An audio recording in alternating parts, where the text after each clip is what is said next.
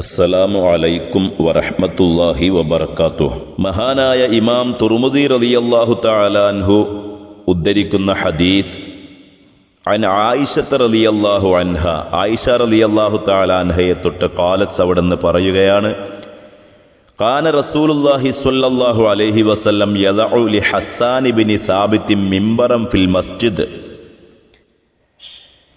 പള്ളിയിൽ, മദീനത്തെ പള്ളിയിൽ ഹസ്സാൻ ഇബ്നു സാബിത്ത് റളിയല്ലാഹു തആല അൻഹുവിന് വേണ്ടി ഒരു മിമ്പർ സ്ഥാപിച്ചിരുന്നു. യഖൂമു അലൈഹി, എന്തിനാണ് അങ്ങനെയൊരു മിമ്പർ ഹസ്സാന് വേണ്ടി മാത്രം പ്രത്യേകം സ്ഥാപിച്ചിരുന്നത്? ബഹുമാനപ്പെട്ടവർ അതിൻ്റെ മേലെ കയറും, ഖായിമൻ, അതിൻ്റെ മേലെ കയറി നിന്ന് യുഫാഖിറു അൻ റസൂലില്ലാഹി സ്വല്ലല്ലാഹു അലൈഹി വസല്ലം, അള്ളാഹുവിൻ്റെ ഹബീബ് അഷ്റഫുൽ ഖൽഖ് റസൂലുള്ളാഹി സ്വല്ലല്ലാഹു അലൈഹി വസല്ലമ തങ്ങളുടെ മദ്ഹ് പറയാൻ, അവിടത്തെക്കുറിച്ച് പുകഴ്ത്തി പറയാൻ, അവിടത്തെ മേനി പറയാൻ, അവിടത്തെ പവറിനെക്കുറിച്ച് പറയാൻ വേണ്ടി മദീനത്തെ പള്ളിയിൽ ഒരു മിമ്പർ അള്ളാഹുവിൻ്റെ റസൂൽ സ്വല്ലല്ലാഹു അലൈഹി വസല്ലമ തങ്ങൾ ഹസ്സാൻ ഇബ്നു സാബിത്തിന് വേണ്ടി സ്ഥാപിച്ചു കൊടുത്തിരുന്നു. അതിൻ്റെ മേലെ ഹസ്സാൻ കയറും, അള്ളാഹുവിൻ്റെ ഹബീബിനെക്കുറിച്ച് പുകഴ്ത്തി പറയും. അതിനുവേണ്ടി മാത്രം സൗകര്യം മദീനത്തെ പള്ളിയിൽ. നമ്മുടെ നാടുകളിലൊക്കെ ഹബീബായ തങ്ങളുടെ മാസം വരുമ്പോൾ മുത്തുനബി സ്വല്ലല്ലാഹു അലൈഹി വസല്ലമ തങ്ങളുമായിട്ട് ബന്ധപ്പെട്ട മൗലിദുകൾ വീടുകളിലൊക്കെ പാരായണം ചെയ്യുമ്പോൾ, മറ്റ് സന്ദർഭങ്ങളിൽ ഹബീബായ തങ്ങളെക്കുറിച്ച് മദ്ഹുകൾ പാരായണം ചെയ്യുമ്പോൾ ചില ആളുകൾക്ക് അസ്വസ്ഥത ഉണ്ടാകാറുണ്ട്. എന്നാൽ സ്വഹീഹായ ഹദീസിലൂടെ അള്ളാഹുവിൻ്റെ പ്രവാചകർ സ്വല്ലല്ലാഹു അലൈഹി വസല്ലമ തങ്ങൾ തന്നെ അവിടത്തെക്കുറിച്ച് പുകഴ്ത്തി പറയാൻ വേണ്ടി മദീനത്തെ പള്ളിയിൽ ഒരു മിമ്പർ തന്നെ ഹസ്സാൻ ഇബ്നു സാബിത്ത് റളിയല്ലാഹു തആല അൻഹുവിനെ സ്ഥാപിച്ചു കൊടുത്തുവെന്ന് വ്യക്തമായി കാണാം. പ്രിയമുള്ള സഹോദരന്മാരെ, അപ്പോൾ അത്രയേറെ സ്ഥാനവും പവറുമുള്ള കാര്യമാണ് മുത്തുനബി സ്വല്ലല്ലാഹു അലൈഹി വസല്ലമ തങ്ങളുടെ മേൽ മദ്ഹ് ചൊല്ലുക എന്നുള്ളത്. നമ്മുടെ ഭവനങ്ങളിലൊക്കെ എപ്പോഴും ഉണ്ടാകേണ്ടതാണ്.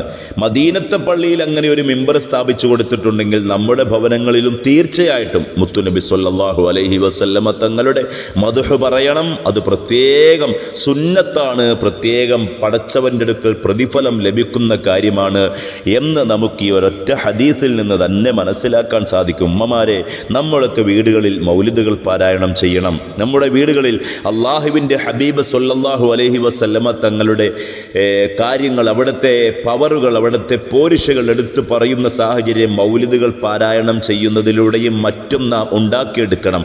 അത് വീടിന് ബറക്കത്താണ്, സമ്പത്തിന് ബറക്കത്താണ്, ഈമാനികമായ ശോഭ നൽകുന്ന കാര്യമാണ്. നമ്മൾ ഒരിക്കലും അതിൽ പിന്നോട്ടടിക്കരുത്, പുറകോട്ട് പോവരുത്. ഹബീബായ തങ്ങളുടെ മേൽ മദ്ഹ് ചൊല്ലണം. ഹബീബായ മുത്തുനബി സ്വല്ലല്ലാഹു അലൈഹി വസല്ലമ തങ്ങൾ പറയുകയാണ്,